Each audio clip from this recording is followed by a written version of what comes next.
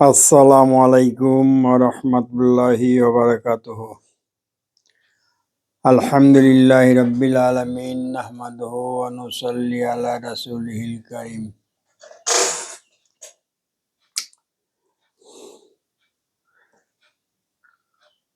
সূরা জিলজালের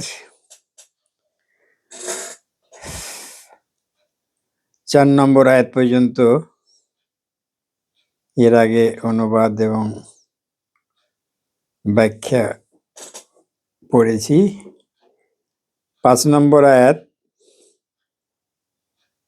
আউযু বিল্লাহি মিনাশ শাইতানির রাজীম, বিসমিল্লাহির রহমানির রহিম, বিআন্না রাব্বাকা আওহা লাহা, কারণ তোমার রব তাকে এমনটি করার হুকুম দিয়ে থাকবেন। এটা আল্লাহ বলছে এইভাবে, ওয়া ইয়াউমাইযি ইয়াসদুরুন নাসু আশতাতা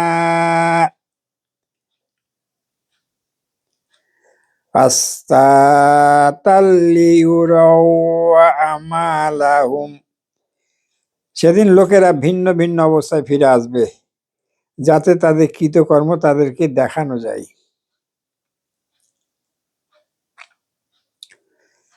এই কথাটার দুটো অর্থ হতে পারে। এক, প্রত্যেক ব্যক্তি একাকী তার ব্যক্তিগত অবস্থায় অবস্থান করবে।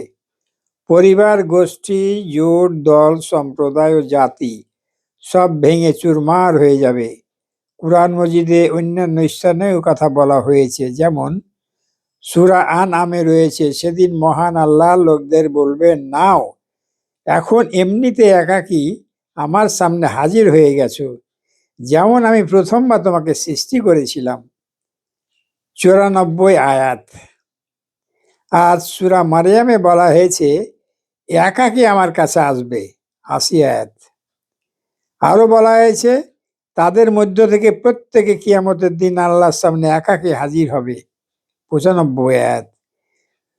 ২, এর দ্বিতীয় অর্থ হতে পারে বিগত হাজার হাজার বছরের সমস্ত মানুষ যে যেখানে মরেছিল সেখান থেকে, অর্থাৎ পৃথিবীর বিভিন্ন স্থান থেকে দলে দলে চলে আসতে থাকবে। যেমন সূরা নাবায় বলা হয়েছে, যেদিন সিংহায় ফুঁক দেওয়া হবে তোমার দলে দলে এসে যাবে, তোমরা দলে দলে এসে যাবে।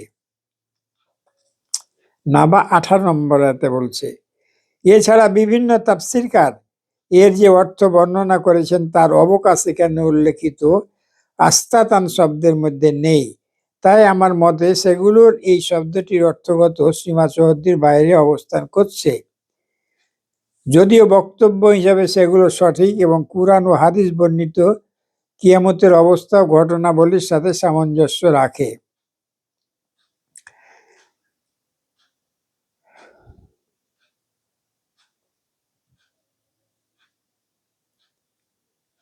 যাতে তাদের কৃতকর্ম তাদেরকে দেখানো যায়। এর দুটি অর্থ হতে পারে। এক, তাদের আমল তাদেরকে দেখানো হবে, অর্থাৎ প্রত্যেকে দুনিয়ায় কি কাজ করে এসেছে তা তাকে বলা হবে। ২, তাদেরকে তাদের কাজের প্রতিফল দেখানো হবে।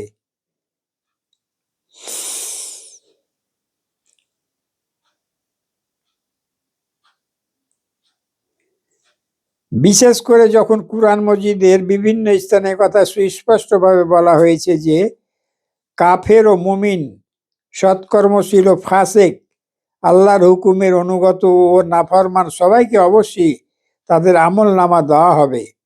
উদাহরণস্বরূপ দেখুন সূরা আল হাক্কার ১৯ ও ২৫ নম্বর এবং সূরা আল ইনসিকাকের ৭ থেকে ১০ আয়াত। একথা সুস্পষ্ট, কাউকে তার কার্যাবলী দেখিয়ে দেওয়া এবং তার আমল নামা তার নিজের হাতে সোপর্দ করার মধ্যে কোনো তফাৎ নেই। তাছাড়া জমিন যখন তার উপর অনুষ্ঠিত ঘটনাবলী পেশ করবে, তখন হক ও বাতিলের যে দ্বন্দ্ব বিরোধ শুরু থেকে চলে আসছিল এবং কিয়ামত পর্যন্ত চলতে থাকবে তার সম্পূর্ণ চিত্র সবার সামনে এসে যাবে। সেখানে সবাই দেখবে সত্যের জন্য যারা কাজ করেছিল তারা কি কি কাজ করেছে এবং মিথ্যা সমর্থকরা তাদের মোকাবেলায় কি কি কাজ করেছে। হিদায়তের পথে আহ্বানকারী ও গোমরাহি বিস্তারকারীদের সমস্ত শুনবে। এটা কোনো অসম্ভব কথা নয়। উভয় পক্ষের সমগ্র রচনা ও সাহিত্যের রেকর্ড অবিকল সবার সামনে এনে রেখা দেওয়া হবে।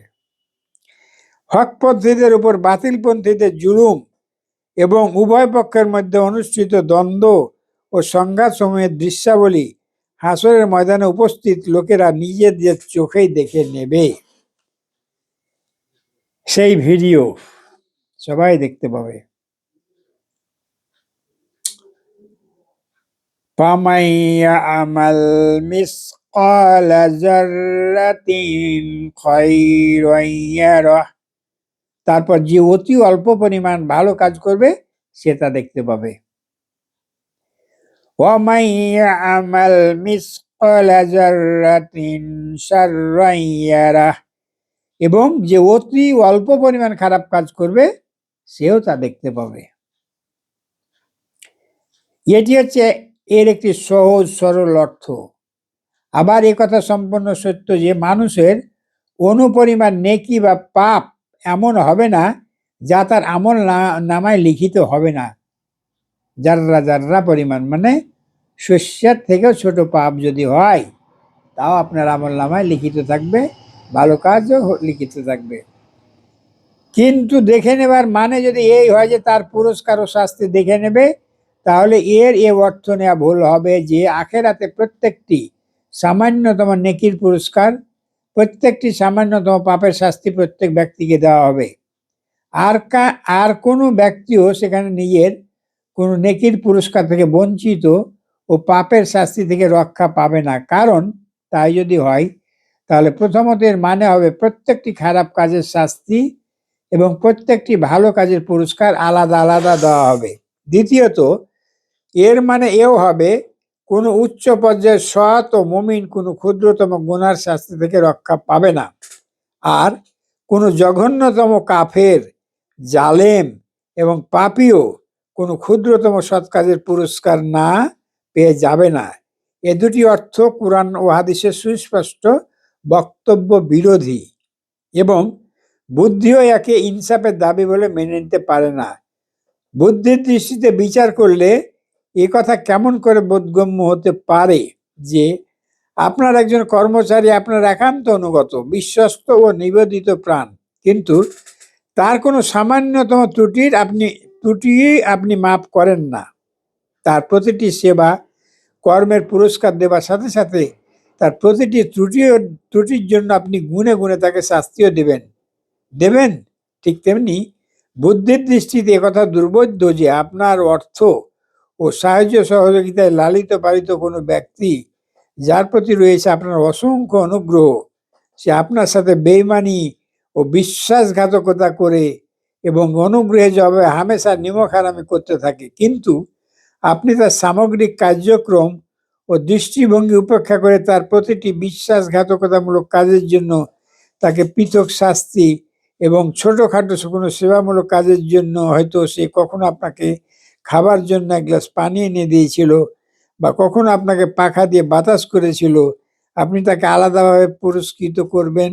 আর কুরআন ও হাদিসের ব্যাপারে বলা যেতে পারে সেখানে সুস্পষ্টভাবে মুমিন, মুনাফেক, কাফের, সৎ মুমিন, গুনাহগার মুমিন, জালেম ও ফাসেক মুমিন, নিছক কাফের এবং জালেম ও বিপর্যয় সৃষ্টিকারী কাফের ইত্যাদি বিভিন্ন ধরনের লোকদের পুরস্কার ও শাস্তির জন্য একটি বিস্তারিত আইন বর্ণনা করা হয়েছে।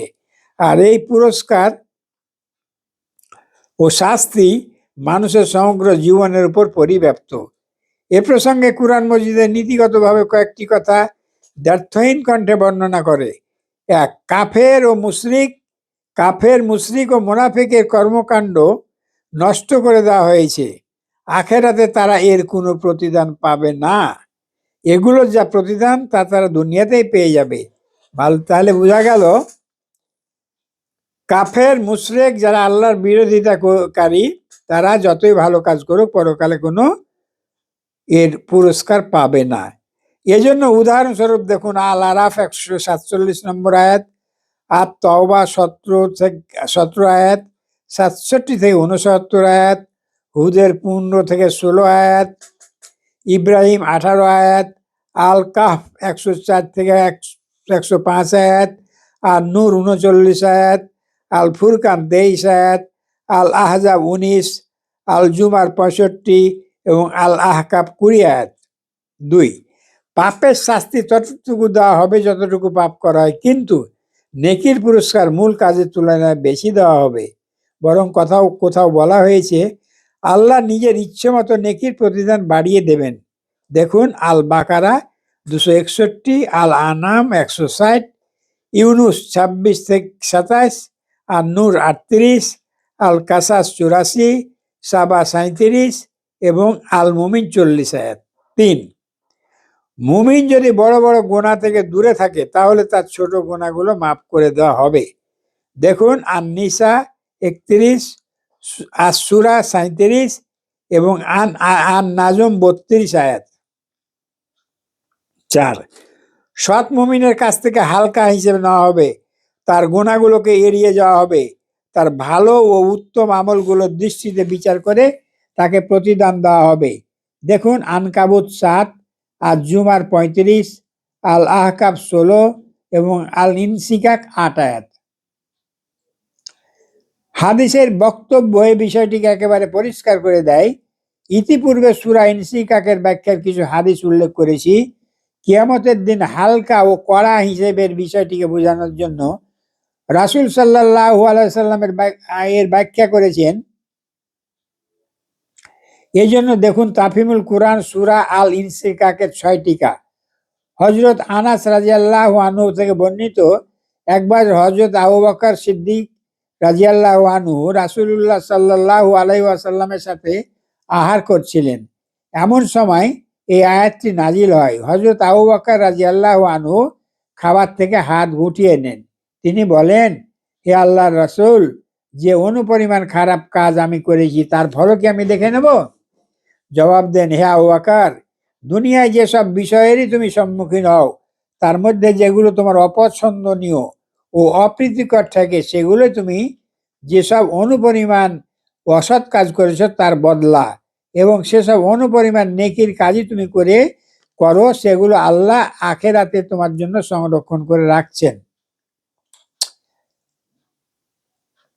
এই আয়াতটি সম্পর্কে রাসূলুল্লাহ সাল্লাল্লাহু আলাইহি সাল্লাম হযরত আবু আইয়ুব নাসারীকেও বলেছিলেন, তোমাদের মধ্যে যে ব্যক্তি নেকি করবে তার পুরস্কার সে পাবে আখেরাতে, আর যে ব্যক্তি কোনো খারাপ কাজ করবে বিপদ আপদ ও রোগের আকারে এই দুনিয়ায় তার শাস্তি পেয়ে যাবে।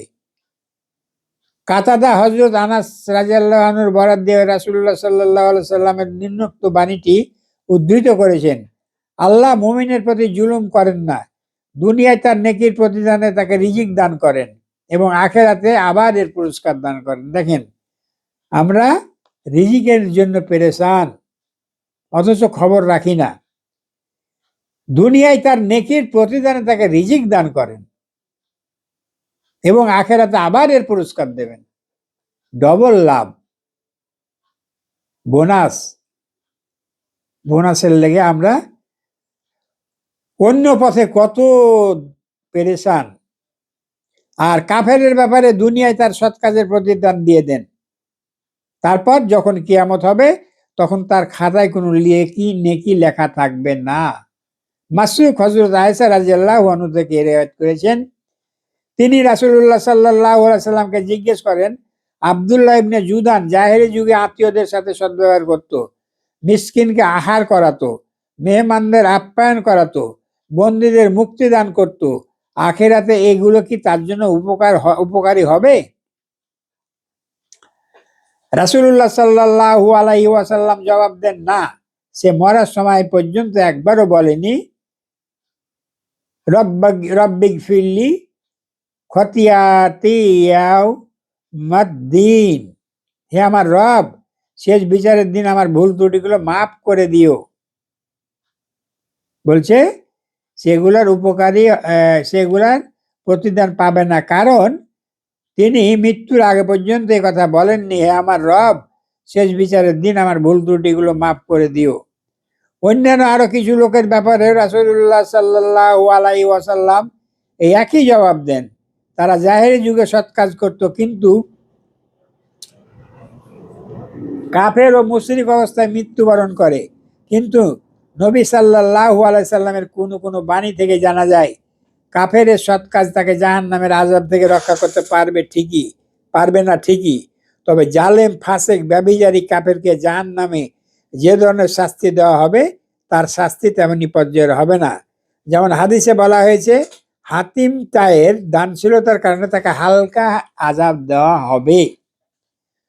তবুও এই আয়াতটি মানুষকে একটি গুরুত্বপূর্ণ সত্যের ব্যাপারে সজাগ করে দেয়। সেটি হচ্ছে, প্রত্যেকটি সামান্যতম নগণ্যতম সৎ কাজেরও একটি ওজন ও মূল্য রয়েছে, এবং অনুরূপ অবস্থা অসৎ কাজেরও। অর্থাৎ অসৎ কাজ যত ছোটই হোক না কেন, অবশ্যই তার হিসাব হবে, এবং তা কোনো ক্রমেই উপেক্ষা করার মতো নয়।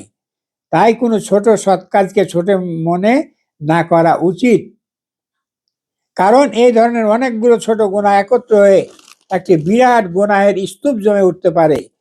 এই কথাটি রাসূলুল্লাহ সাল্লাল্লাহু আলাইহি ওয়াসাল্লাম তার হাদিসে ব্যক্ত করেছেন। বুখারী ও মুসলিমে হযরত আদি ইবনে হাতেম বলেছেন, রাসূলুল্লাহ সাল্লাল্লাহু আলাইহি ওয়াসাল্লাম বলেছেন, জাহান্নামের আগুন থেকে বাঁচো তা এক টুকরা খেজুর দান করার বা একটি ভালো কথা বলার বিনিময়ে হোক না কেন। হযরত আদি ইবনে হাতেম থেকে সহিহ রিওয়ায়াতের মাধ্যমে আরো বর্ণিত হয়েছে, রাসূল সাল্লাল্লাহু আলাইহি ওয়াসাল্লাম বলেছেন, কোনো সৎ কাজকেও সামান্য নগণ্য মনে করো না। এই হাদিসের আলোকে আমি আপনাদের সামনে এই ভালো কথাগুলো বলার চেষ্টা করি। আল্লাহ যেন আমাকে এই ভালো কথার বিনিময়ে আমার এই দুনিয়ার দোষ ত্রুটি গুনাহগুলো ক্ষমা করে দেন, এবং পরকালে আমাকে জান্নাতুল ফেরদাউস নসিব করেন। রাসূলুল্লাহ সাল্লাল্লাহু আলাইহি সাল্লাম বলেছেন, কোনো সৎ কাজকেও সামান্য ও নগণ্য মনে করো না, যদিও তা কোনো পানিচ্ছু ব্যক্তির পাত্রে এক মগ পানি ঢেলে দেওয়া হয়, অথবা তোমার কোনো ভাইয়ের সাথে হাসি মুখে সাক্ষাৎ করাই হয়। বুখারী শরীফে হযরত আবু হুরায়রা রাদিয়াল্লাহু আনহু থেকে একটি রিওয়ায়াত বর্ণিত হয়েছে।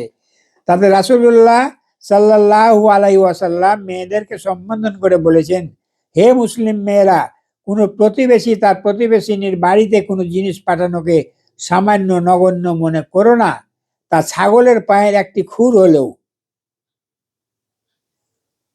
হযরত আয়েশা রাদিয়াল্লাহু আনহার একটি রিওয়ায়াত উদ্ধৃত হয়েছে, রাসূলুল্লাহ সাল্লাল্লাহু আলাইহি সাল্লাম বলেন, হে আয়েশা, যেসব গুনাহকে ছোট মনে করা হয় সেগুলো থেকে দূরে থাকো, কারণ আল্লাহর দরবারে সেগুলো সম্পর্কেও জিজ্ঞাসাবাদ করা হবে। মুসনাদে আহমদ হযরত আব্দুল্লাহ ইবনে মাসউদ রাদিয়াল্লাহু আনহু বর্ণনা উদ্ধৃত হয়েছে। তাতে রাসূলুল্লাহ সাল্লাল্লাহু আলাইহি ওয়াসাল্লাম বলেন, সাবধান, ছোট ছোট গুনাহসমূহ থেকে নিজেকে রক্ষা করো, কারণ সেগুলো সব মানুষের উপর একত্র হয়ে তাকে ধ্বংস করে দেবে। গোনা কাবিরা ও গোনা সাগিরা পার্থক্য বোঝার জন্য দেখুন তাহফিমুল কোরআনের আন-নিসার 53 টিকা ও আন-নাজের 32 টিকা।